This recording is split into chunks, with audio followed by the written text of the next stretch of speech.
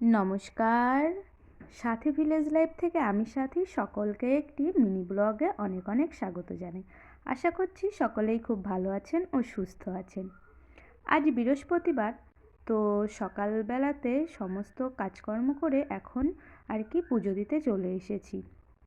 এই যে একে একে সকালবেলাতে বাসনগুলো মেজে রেখেছিলাম, এখন স্নান করে এসে পুজোটা দিয়ে নেব।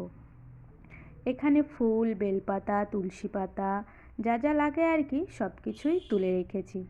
আর এই সময়টাতে এই দূর্বাগুলো এত ভালো হয়ে ওঠে যে মন চায় প্রত্যেক দিনই আর কি দূর্বা দিয়ে পুজো দিতে। কিন্তু আমরা ডেলি দিন আর কি দূর্বা তুলি না, ওই সপ্তাহে 2টো দিন, আর যেদিন যেদিন বিশেষ পুজো থাকে সেদিনই আর কি তুলে পুজো দেওয়া হয়।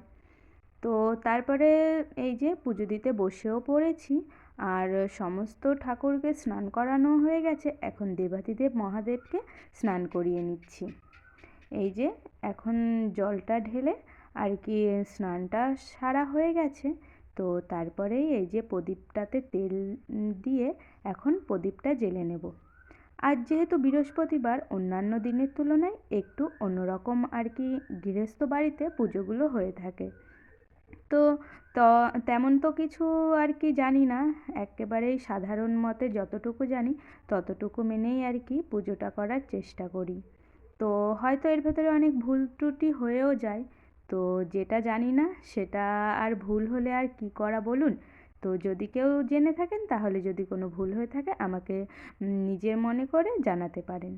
তো তারপরে প্রদীপ জেলে এখানে আমি মায়ের ঘরটা আর কি পাতবো, যে তার জন্য এই যে 5টা সিঁদুরের ফোঁটা নিচে দিয়েছি আর 5টা ফোঁটা ঘটের ওপরে দিয়েছি।